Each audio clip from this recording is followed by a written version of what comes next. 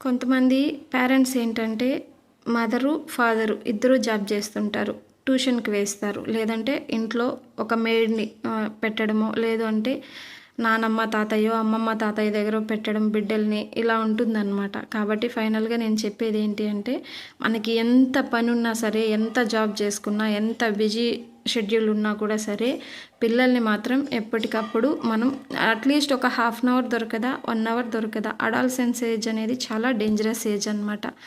ఆ ఏజ్లో పిల్లల్ని తల్లిదండ్రి తప్ప వేరే ఎవ్వరు కూడా అంత గొప్పగా ట్రీట్ చేయలేరు.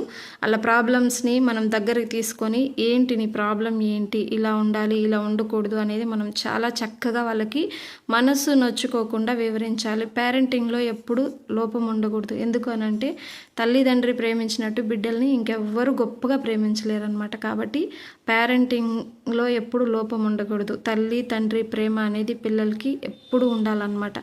ఎంత బిజీ అన్నా ఉండు, ఎంత పేదవాళ్ళైనా అవని, ఎంత డబ్బున్న వాళ్ళన్నా అవని, బిడ్డల్ని దగ్గర కూర్చొని పెట్టుకొని half an hour 1 hour daily మనం మాట్లాడి నీ ప్రాబ్లం ఏంటి, నీకేం కావాలి, ఇలా ఉండు, ఇలా ఉండకూడదు అని మనం గైడ్ చేయాలి.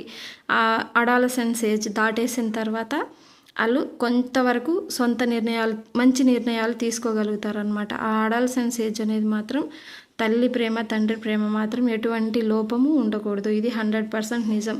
అలా చెడడానికి బేస్ ఆ ఏజ్ అనమాట. కాబట్టి బిడ్డల్ని ఎంత బిజీ షెడ్యూల్ ఉన్నా సరే, బిడ్డల్ని మాత్రం ఎప్పటికప్పుడు మానిటర్ చేస్తూనే ఉండాలన్నమాట.